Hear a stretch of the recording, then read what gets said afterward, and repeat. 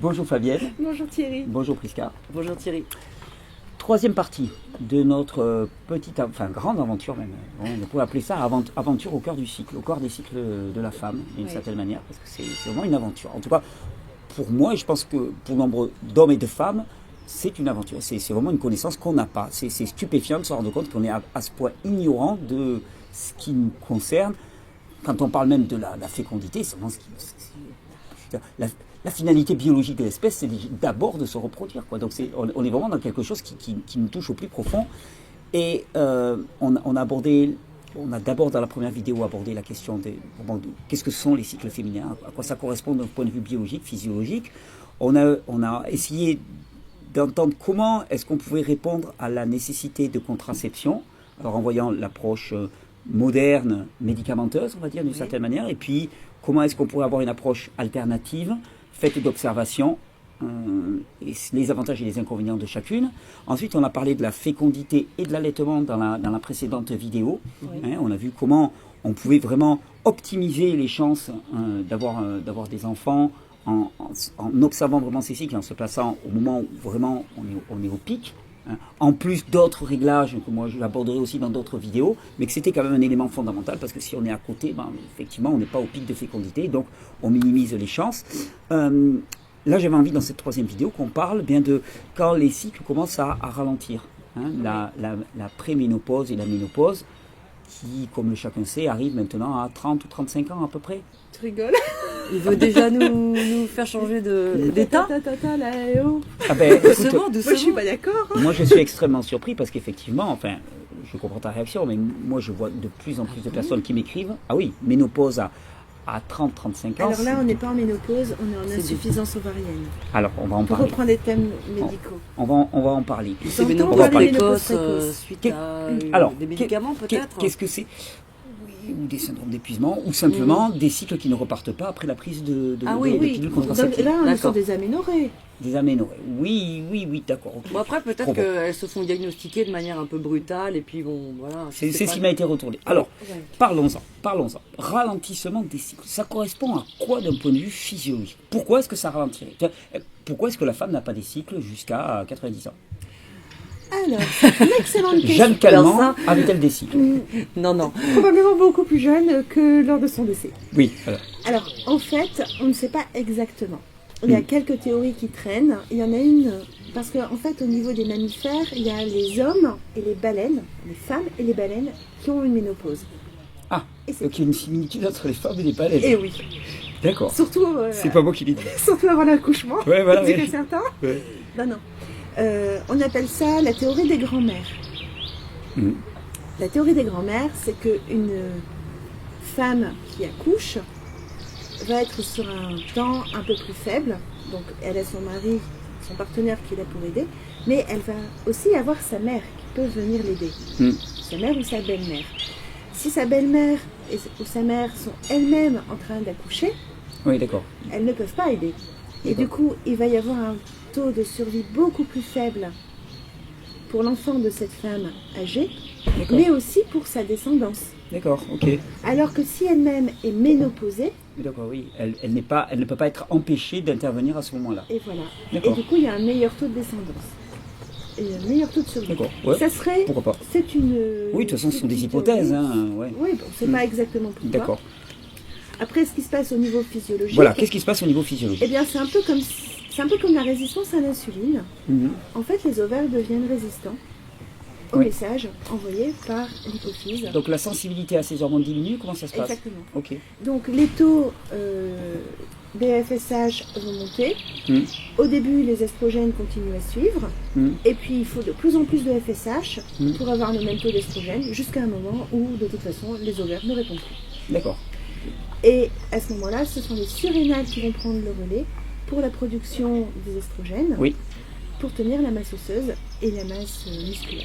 D'accord. C'est une petite production continue d'oestrogène. Oui, tout à fait. Oui, ce que je dis souvent en cours, moi je dis voilà, chez les femmes, la production d'oestrogène elle est massivement dans les gonades, donc dans les ovaires, et un petit peu de manière régulière pour maintenir effectivement après la ménopause, pour maintenir à ce niveau-là. Voilà. Mais c'est aussi là où on peut se retrouver avec des problèmes pour les femmes qui sont en épuisement surrénalien.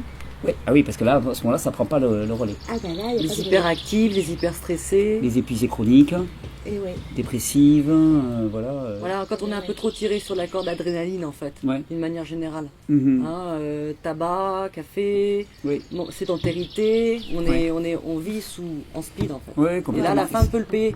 peut le payer parce qu'il n'y Ah, aura, c'est pas- cher. il y aura pas ce relais qui sera fait. Exactement. Les surrénales ne sont pas vraiment en forme à D'accord. l'arrivée dans la ménopause. Alors donc on parle... Pardon, vas-y. Juste pour continuer sur le schéma hormonal de la femme ménopausée, alors la théorie officielle c'est qu'effectivement donc c'est deux hormones sécrétées au niveau du cerveau, FSH et LH, qui sont censées faire monter ou contrôler œstrogène et progestérone, qui sont elles sécrétées par les ovaires. Fabienne disait FSH monte, LH, voilà, aussi tout le monde monte en fait pour essayer de stimuler. La Voilà, production. ça c'est une version. Oui, C'est une version. Il se trouve qu'il y a une autre version. D'accord. C'est bien, vous êtes c'est pour deux, ça comme qu'on ça, est deux. c'est super, chacune sa Oui, version. qui est développée par Christiane Northrup, qui a écrit La sagesse de la ménopause, et ce qui explique en fait que FSH et LH sont simplement en train de prendre le relais sur un plan.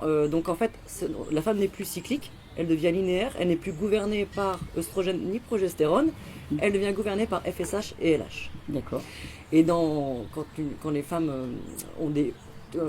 Quand on est en femme fertile, en fait, on a des pics de FSH et LH, Mhm. et on a des oestrogènes et des progestérones qui sont plutôt en mode courbe.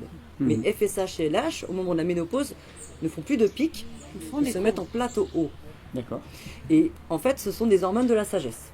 Ce sont des hormones qui permettent à la femme d'accéder à un autre statut Donc, un autre temps de vie, psycho-hormonal. un autre temps de vie, Exactement. un autre temps de créativité. Un autre temps de créativité, c'est le moment où elle rentre dans une forme de sagesse, où elle revient au monde dans une deuxième vie. Elle a eu sa première vie qui est une phase procréative Mhm. Et cyclique.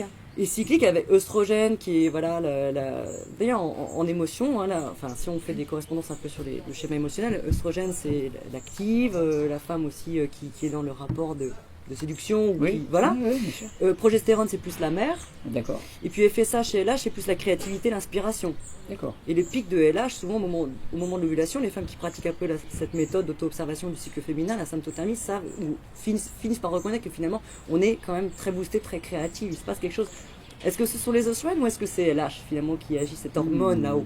En tout cas, ces deux hormones hypophysaires en fait prennent des plateaux hauts. D'accord. Ils nous mettent dans une autre dimension de la féminité. C'est un peu aussi comme si, pendant tout ce temps cyclique, on avait eu besoin d'aller à la cave pendant les règles, nettoyer, évacuer, et puis que là, en fait, on avait fini ce travail et on pouvait être enfin soi-même sur ce mode linéaire de femmes, j'allais dire comblées, de femmes réalisées. Ou de femmes connectées sur un autre plan qui va finalement être une mère sur un autre plan, une mère sagesse. C'est intéressant ce que vous dites, parce Et progestérone qui est aussi une hormone du nid, donc qui n'aime pas les conflits, on ne va pas aller contre En fait, tout est fait pour préserver l'unité familiale. Mhm. Mais quand ces hormones-là s'effondrent et que c'est FSH et LH qui reprennent un peu le contrôle, souvent on s'aperçoit qu'il commence à avoir des petits soucis, où on a envie que les enfants partent du nid, la femme elle a envie de faire autre chose, parfois elle change de job, il y a quelque chose qui se passe de très profond au niveau de la ménopause, de la préménopause en tout cas. Le schéma est en train de s'inverser et c'est aussi important que l'entrée dans la puberté. D'accord. C'est marrant ce que vous dites, alors, parce que on observe quand même actuellement que l'âge de la ménopause tend à arriver quand même relativement de plus en plus jeune. Ou alors tu vas me dire, ce sont des insuffisances ovariennes? Est-ce Oui. que on va peut-être en discuter. Ah Et oui. moi, j'avais tendance à associer ça quand même à un syndrome d'épuisement global de la femme. Sur qui une pression énorme, de plus en plus énorme est exercée, puisque les femmes ne sont plus simplement mères ou au foyer, choses comme ça, mais elles sont mères au foyer, elles travaillent, elles sont séductrices, enfin ouais, Il faut des enfants tard. toutes les cartes, quoi. Tu vois, je veux dire, elles ont tout gagné, quoi, d'une certaine manière. Et j'avais tendance, moi, à associer cette apparition de plus en plus précoce d'une rupture des cycles et d'une ménopause avec les signes afférents à la ménopause, c'est-à-dire la prise de poids et choses comme ça, comme plus un handicap qu'autre chose. Alors, est-ce que je suis... Moi, j'ai pas d'informations particulières sur cette ménopause précoce, donc j'aurais du mal à te répondre en fait sur ce plan-là. D'accord. Mais Bah, pour avoir beaucoup traîné sur les forums d'infertilité et de fertilité, Moi, j'ai vu quand même beaucoup de femmes qui étaient en insuffisance ovarienne avec des gros problèmes de carence alimentaire. D'accord. Ouais. D'accord. Ah oui, de toute façon, il n'y a pas une inéluctabilité de la chose, parce que je ne compte pas le nombre de femmes qui m'ont dit être en préménopause ou en ménopause à 40 ans, qui se trouvaient à remettre un petit peu en cause tout leur mode de vie, leur mode alimentaire, et qui d'un seul coup se retrouvaient avec à nouveau des cycles qui redémarraient. Voilà. Oui. Donc, Et c'est ça. j'ai même l'anecdote que je raconte, une personne que je connaissais assez proche, qui était ménopausée officiellement à 40 ans, qui a retrouvé ses cycles à 43 ans, et qui est devenue maman à 45 ans. Donc elle n'était pas ménopausée. Donc c'était Parce que pas la une ménopause ménopause. est un processus irréversible. Hein. D'accord. Physiologiquement, Donc c'est c'est- irréversible. Donc Donc c'est là, on pas, était bien dans c'est une une pathologie. simili-ménopause. À mon Une avis, simili, elle a ouais. été diagnostiquée, c'est un peu rapide, vous voyez. D'accord. Tu vois, c'est un Ok. peu, voilà. D'accord. Non, mais Elle c'est est bien, ménopausée. c'est bien, voilà. c'est bien. Non mais parce que ça donne un grand espoir aussi. Bien À ne sûr. pas confondre ce qui est de l'ordre du naturel avec ce qui est de l'ordre de l'épuisement des ressources, d'une Exactement. certaine manière. Ouais. Parce que l'épuisement des ressources, on peut y répondre et on peut inverser. Oui. Ce qui est de l'ordre de naturel, c'est naturel et ça Et c'est s'impose pour à le nous. bien de la femme. Oui, puis on n'a pas à le regretter ou quoi que ce soit, c'est ça, c'est normal. Ça, c'est le sens D'accord. de l'histoire de la Oui, femme. c'est deux choses bien différentes, très très intéressantes ce qu'on vient de partager, c'est super. Oui, oui. Merci. L'âge moyen de la ménopause, c'est 51 ans. 51 ans. Oui, on part en règle générale d'une médiane entre 42 et 50, je crois que ça va être 58. D'accord, Et pour la majorité des femmes, c'est autour de 51 ans. d'accord, d'accord, d'accord. Alors, l'auto-observation de sa fertilité permet Oui. justement de suivre en fait cette entrée dans la D'accord. périménopause, préménopause ou périménopause, on peut Mhm. dire voilà, préménopause, jusqu'à la ménopause. La ménopause est effective quand on n'a plus de cycle depuis 1 an. Plus de Mhm. saignement. En fait, plus d'ovulation, tout simplement. D'où- Plus d'ovulation. Et c'est vrai qu'on le constate, nous, en symptothermie. On peut dire bye bye à sa dernière ovulation. D'accord. Tu le sais quand c'est la dernière? Oui, parce qu'on l'a observé et on n'a plus Et après, il n'y en a revenir. plus. D'accord, ok. Et on peut même le ritualiser, pourquoi pas. Ce serait intéressant. D'accord, ok. De dire au revoir à sa fertilité Oui, c'est un passage biologique. Ouais, d'accord. biologique. Oui, effectivement, il y a la puberté, il y a l'âge le temps où tu es fertile, et puis il y a le temps de la ménopause. Et c'est De la c'est une autre- fertilité symbolique. ouais, c'est un autre temps de vie. Ah, Tout à c'est fait. c'est très très intéressant. Et la femme ménopausée, ou enfin en tout cas, en fait, elle re-rentre dans une chrysalide, Mm. dans son cocon Elle fait pendant une un deuxième- certain nombre d'années. Elle fait une deuxième puberté. Ah, Elle réaccouche d'elle-même en fait, voilà, sur un nouveau schéma hormonal. Et c'est ça qui est très intéressant de suivre en symptothermie. Et on n'a pas à s'inquiéter de ça encore. De la même manière qu'on disait au début de cette petite série que laissons les jeunes filles aussi tranquilles, laissons-les mettre en place ce cycle féminin. Pourquoi leur donner tout de suite la pilule? Eh bien, les femmes aussi en période de préménopause, elles sont à accompagner. Il faut suivre simplement ce processus biologique et non pas tout de suite donner des substitutifs alors, hormonaux qui vont parlons-en. encore cacher ce travail Ah. psycho-hormonal qui est en train de se faire et qui est fondamental Non, mais pour que j'adore. la Non, femme mais puisse j'adore. accoucher de la femme qu'elle va être dans cette deuxième vie qui l'attend. Ouais, parce qu'on Et touche donc, quelque qui est chose qui une m'intéresse. phase très créative. Ouais, c'est quelque chose qui m'intéresse toujours parce que j'aime considérer à quel point souvent c'est la méconnaissance de la réalité biologique qui nous fait faire des choix qui miment la biologie sans y répondre de manière adéquate. Donc, quelle est la réponse la plupart du temps à cette entrée en ménopause, Alors, selon l'intensité des symptômes? c'est bah, pas en pareil. fait, l'intensité des symptômes, elle joue aussi beaucoup par rapport à l'hygiène de vie et à la façon dont la femme entre dans la ménopause. Si elle rentre en marche arrière en disant je deviens une vieille peau, eh ben, elle vit mal sa C'est sûr ménopause. C'est certain que c'est pas le meilleur moyen d'y C'est rentrer. pas Alors que si elle se Là. dit je vais avoir une deuxième vie et je vais connecter avec une autre femme, Et je vais être C'est autre libérée chose. de cette cyclicité, je vais enfin pouvoir faire ce que je veux. Oui, Là, oui. c'est Déjà au niveau posture psychologique, ça ah change. mais un c'est peu. fondamental. Et du coup, ça va tout changer au niveau Hormonal. hormonal et au niveau physiologique. D'accord. Parce qu'on est vraiment dans du psychosomatique. D'accord. Je suis d'accord aussi. Je vais essayer d'y consacrer aussi une vidéo à la ménopause, à quel point les réglages alimentaires, les réglages d'hygiène de vie peuvent complètement transformer le vécu au niveau symptomatique de ce passage de vie, puisque c'est vraiment un passage. C'est vraiment, C'est ça. on Oui. passe d'un mode de fonctionnement Une à un deuxième autre, puberté. et Pas comme, toujours fascinant, comme tout mais- passage, il y a toujours des moments de réglage, ça carotte un C'est petit une peu. Et, ainsi. puberté. Et donc d'habitude, ce qu'on fait, c'est qu'on propose, on propose des hormones de substitution Oui. Pour lycée encore. Pour un peu. lycée. pour lycée. C'est-à-dire que c'est quoi, des oestrogènes, de la progestérone? Bah, les deux. Les deux. C'est un peu comme si on continuait à faire un cycle artificiel. Et avec un objectif de décroissance progressive, comment on fait? Ou c'est toute la vie, elles vont rester sous progestérone et Non, oestrogène? maintenant, alors au début quand c'est sorti, c'était au moins pour une dizaine d'années. Et maintenant, ils ajustent un peu la durée par rapport à l'âge de la femme. Si une femme est ménopausée à 42 ans, le corps médical généralement propose 5 à 10 ans. Ceux qui diagnostiquent, Oui, les seules habilités. attends, diagnostic. Parce qu'ils voient Shitaka. Donc, ils vont proposer en règle générale le traitement substitutif de la ménopause par rapport en fait au risque d'ostéoporose. Bon, Mais qui est par ailleurs un mythe Oui, aussi. Hein, de Oui, et puis le l'ostéoporose problème, c'est toujours avec, pareil. Le la risque ménopause, d'ostéoporose, il est d'autant plus grand que la femme est épuisée, que la production normale d'oestrogène par les glandes surrénales ne se fait pas. Exactement. Et c'est toujours pareil.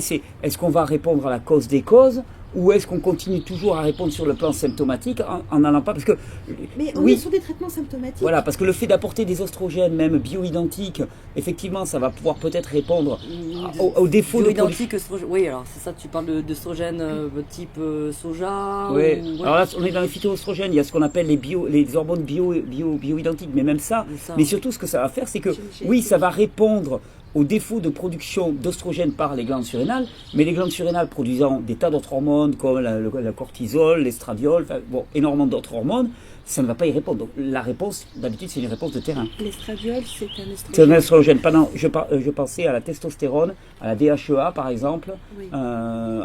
qu'est-ce qu'on a, L'aldostérone. l'aldostérone, voilà, Aldo. Aldo. Ce qui est inquiétant, c'est que finalement, ce traitement substitutif de la ménopause prétend traiter quelque chose qui n'est pas une maladie, encore une fois. Désolé. Ah non, Mais mais c'est comme non, la mais pilule c'est- qui est là pour soigner la fertilité. Ah, c'est génial. Non, donc mais Oui. pourquoi médicaliser? C'est encore une surmédicalisation du corps féminin. Qui maintenant commence à être un peu quand même dénoncée en long, en large et en travers. Mais bon, laissons un peu les femmes vivre cette période émotionnelle, mais plutôt accompagnons-les sur un Oui. plan émotionnel, Voilà. voire avec des plantes, voilà, mais pour avec des règles adoucir alimentaires, un peu. bien sûr, bien sûr. Mais, Mais parce bon, que on il peut peut y avoir accompagner en phyto. il peut y avoir des symptômes qui sont inconfortables. À ce moment-là, c'est une invitation à aller observer dans son mode de vie qu'est-ce qui pourrait être réglé de manière à faire en sorte que ce passage, Ou cette dans son transition, ou dans son relationnel. mode de vie. dans son Exactement. Voilà, quand je parle de mode de vie, c'est mon rapport à l'environnement. Donc c'est mon rapport à mon environnement alimentaire, physique, relationnel, même spirituel, enfin tout Oui, ce voilà. qui contient C'est ça. notre C'est relation très de notre. important. Voilà, c'est bon. Oui, je le réduis vraiment pas à un plan alimentaire. Donc c'est une invitation. Hein, c'est comme un petit signal d'alarme qui me dit ça Voilà. coince un petit peu. Ok, pour faciliter que ça passe un peu mieux, on va régler ça plutôt que effectivement de maintenir de façon artificielle un état qui de toute façon est derrière la femme. Puis qui est plus son vécu de maintenant. Ouais, et puis ça Oui. peut freiner aussi ce travail nécessaire qui doit être fait sur un plan émotionnel. Ah, c'est Nécessaire riche, ça. hein, pour pouvoir mettre en place la réalisation de cette femme sage. Oui, cette troisième phase de vie. Cette femme qui peut apporter autre chose au monde, forte de sa maturité, hein, vraiment. Parce que la femme a quand même acquis, à force de faire plusieurs fois la roue, Ah oui, mais un oui, peu de oui, bagage. Hein. Voilà, un bagage qu'elle doit donner au monde. C'est d'ailleurs à ce moment-là que les femmes dans les tribus rentraient dans le cercle des sages et qui pouvaient gouverner le village. D'accord. Absolument pas quand elles étaient en train d'enfanter.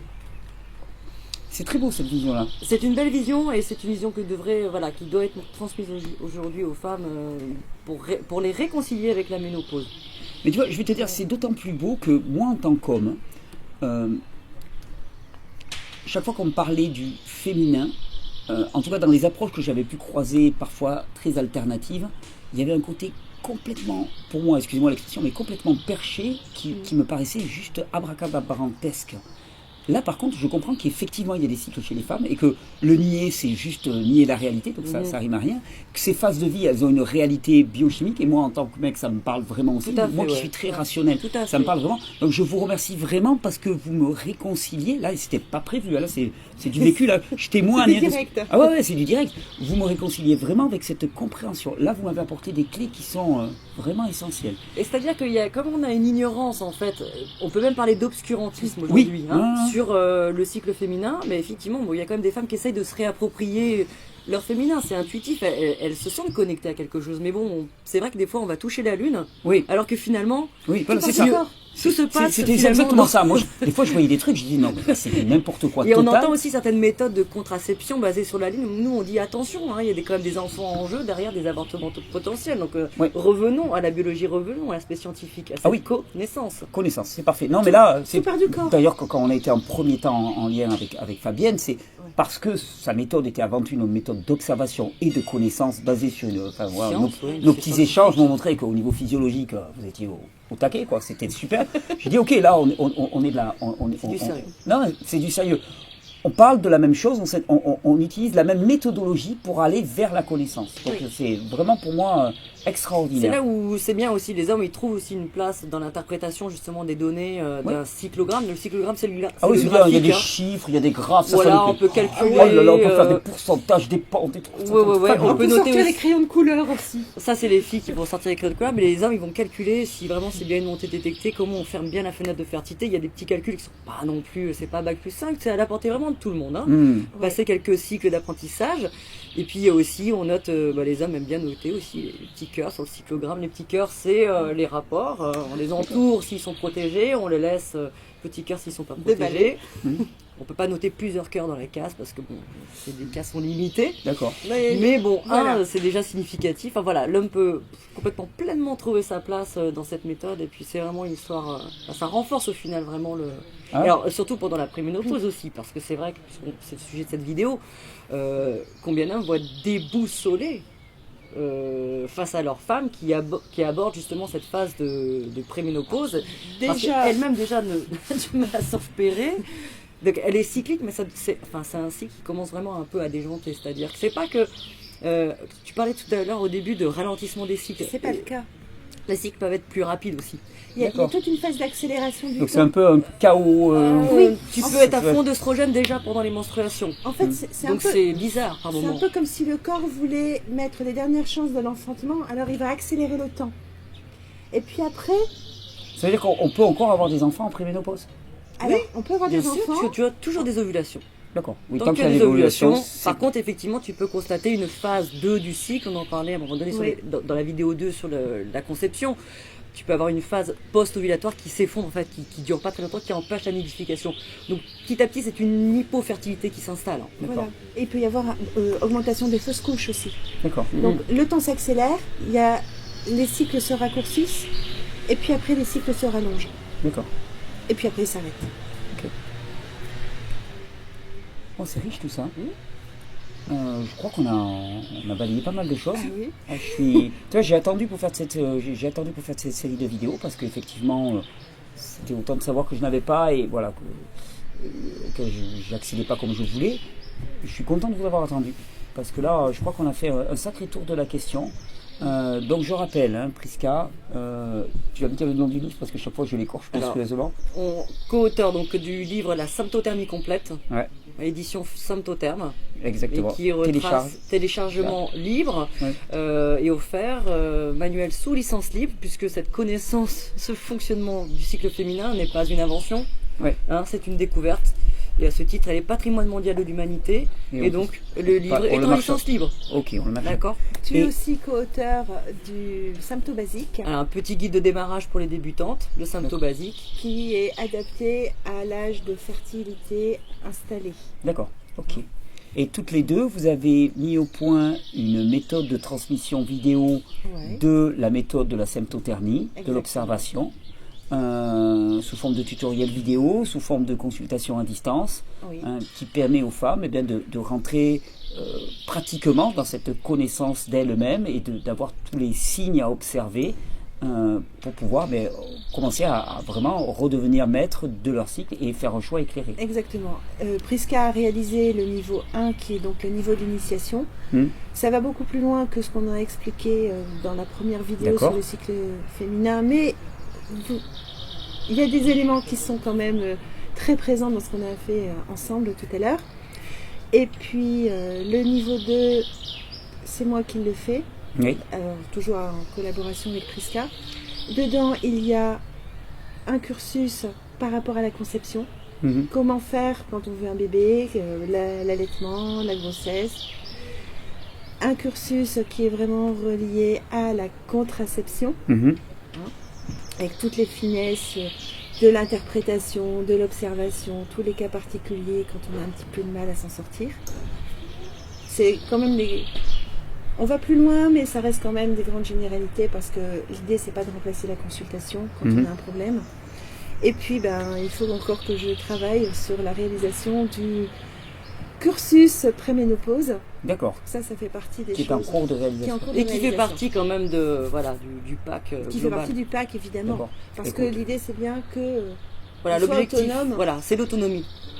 Ça me parle, Voilà. ça me parle à fond, ça me parle à 200%. Pourquoi du online finalement? Parce que cette méthode, grâce quand même au numérique, n'importe quelle femme dans le monde aujourd'hui peut y accéder. Alors, c'est sûr que il y a Skype, ça permet d'avoir des vidéos présentielles, voilà, quand même si on est loin. On a eu des clients un peu partout. Prisca a suivi des femmes en Équateur, en Californie. Moi, j'ai travaillé au Cambodge. D'accord.